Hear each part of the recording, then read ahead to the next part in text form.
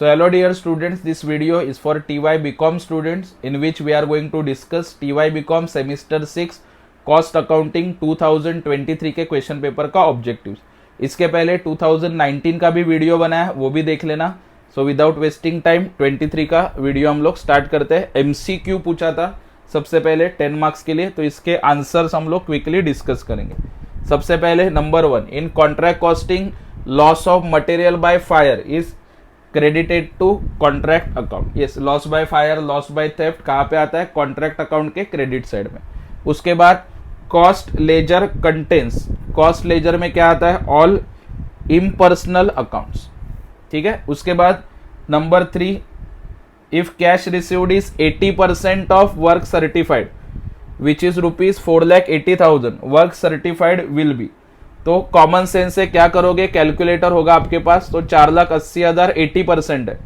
सो इसको divide by 80 और percent का बटन दबाने का, मतलब 4,80,000 अगर 80% है तो 100% कितना, ये हम लोग फाइंड आउट कर रहे हैं। तो 100% का वैल्यू कितना आएगा? 6 lakh.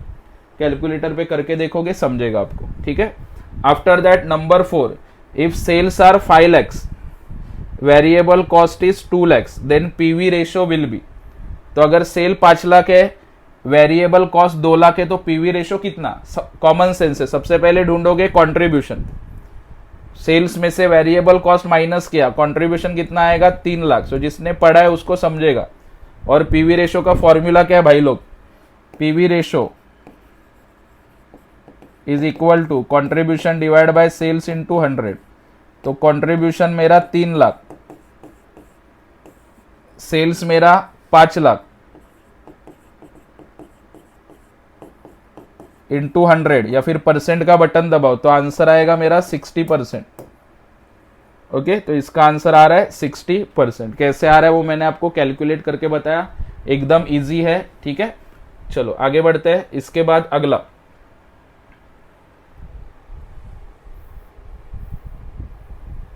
Number 5 and 6, normal loss is calculated at a certain percentage of. Normal loss किसके ऊपर कैलकुलेट करते हैं?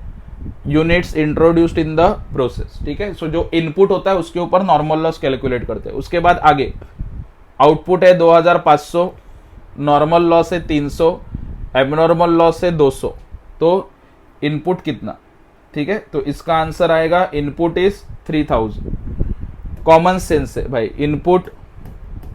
इनपुट में से माइनस होता है, नॉर्मल लॉस उसमें से माइनस होता है, एबनॉर्मल लॉस तो क्या मिलता है? आउटपुट।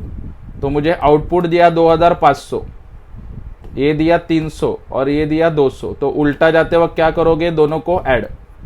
तो ऐड करने के बाद इनपुट कितना आएगा मेरा? 3,000। ओके, सब रिवर्स कैलकुलेशन करके आपको निकालना, एकदम इजी है। ठीक है, चलो आगे बढ़ते हैं।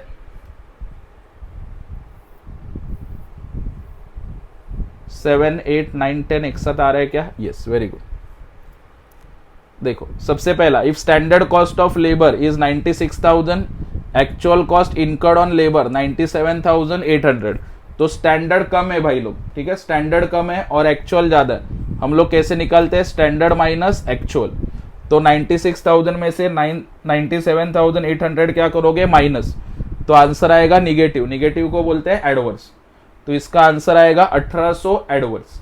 ठीक है, आगे number 8, process costing is applicable to. तो प्रोसेस कॉस्टिंग कहाँ पे एप्लीकेबल होता है? ट्रांसपोर्ट में नहीं होता, ट्रांसपोर्ट में प्रोसेस नहीं डाल सकते। ठीक है, प्रिंटिंग प्रेस में नहीं होता, रिपेयर वर्क्स में नहीं होता, क्योंकि प्रिंटिंग प्रेस में एट अ टाइम प्रिंट होता है। ठीक है, रिपेयर भी एट अ टाइम करना पड़ता है। पेपर इंडस्ट्री में होता है, बिकॉज आपने देखा होगा पेपर इंडस्ट्री, न्यूज़पेपर वगैरह जो बनते हैं या फिर नॉर्मल पेपर्स जो बनते हैं, ठीक है, उसका एक प्रोसेस होता है, मशीन थ्रू वो चलता रहता है। तो इसका आंसर आएगा paper industry. Number 9, stores ledger control account includes. तो स्टोर्स लेजर कंट्रोल अकाउंट में क्या आएगा? वेजेस, ओवरहेड, इनडायरेक्ट नहीं, लेना देना नहीं है। तो क्या आएगा? Purchase of material for the stores. अभी इसके नाम में ही है, थोड़ा भी कॉमन सेंस यूज करोगे इसका आंसर आ जाएगा। Number 10, an activity which generate cost is a. So जो एक्टिविटी कॉस्ट जनरेट करता है, अभी पिछले 2019 के क्वेश्चन पेपर में भी देख चुके हैं, उसको बोलते हैं कॉस्ट ड्राइवर। ठीक है, तो ये हो गया और 2 बचा है, वो भी हम लोग डिस्कस कर लेते हैं। Number 11 and 12. If contract price is 15 lakh, work certified is 9 lakhs, the amount transferred to profit and loss would be. ठीक है, तो अभी इसका कॉन्ट्रैक्ट प्राइस दिया है 15 लाख, ठीक है, और वर्क सर्टिफाइड दिया है 9 लैक्स, तो अमाउंट कितना ट्रांसफर करोगे वो आपको ढूंढना है। तो इसके लिए एक इक्वेशन है, ठीक है, सो 9 lakhs divide by 15 lakh into 100 करना है आपको। इसका कितना परसेंट कंप्लीट हुआ वो आप लोग निकालोगे, ठीक है। सो निकाल के देखते हैं हम लोग। 9 लैक्स डिवाइड बाय 15 लैक्स,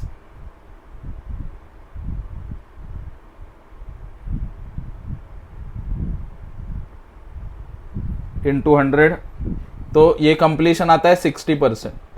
तो अगर आपका काम 50 to 90% कंप्लीट हुआ है तो ये उस स्लैब में आ रहा है 60%। जिसने कॉन्ट्रैक्ट कॉस्टिंग पढ़ा उसको पता है।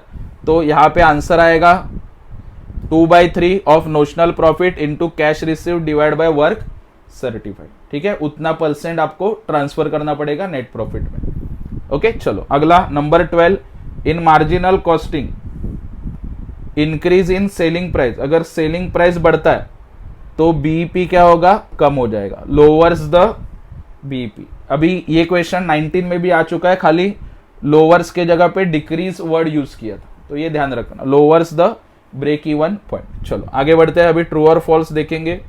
ओके, देखो ट्रू और फॉल्स डिस्कस करेंगे। Contract price is equal to work certified, तो दिस आंसर इज फॉल्स। उसके बाद abnormal gain is calculated is credited to process account, so this is false. Debited आता है, एबनॉर्मल गेन डेबिट साइड में लिखते हैं। उसके बाद margin of safety in excess of break even sales over actual sales, तो इसका आंसर आएगा फॉल्स, ठीक है।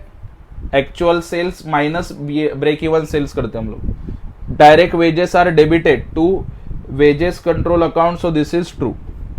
उसके बाद work certified is part of WIP, true, बराबर है ना। हम लोग क्रेडिट साइड में लिखते हैं कॉन्ट्रैक्ट कॉस्टिंग के बाय WIP कैरिड डाउन, और उसमें ये सब लिखते हैं, work certified, work uncertified. Process account is credited bye scrap value of normal loss, तो इसका आंसर भी आएगा ट्रू, क्योंकि क्रेडिट साइड में लिखते हैं normal loss. WIP ledger shows cost of goods unfinished, this is also true, ये again 2019 में भी आ चुका है। उसके बाद H point, angle of incidence in angle is angle between total sales line and total cost line drawn in break even chart, तो इसका आंसर आएगा ट्रू, ठीक है। टेक्निकल है, पढ़ लेना, ठीक है। चलो आगे बढ़ते हैं।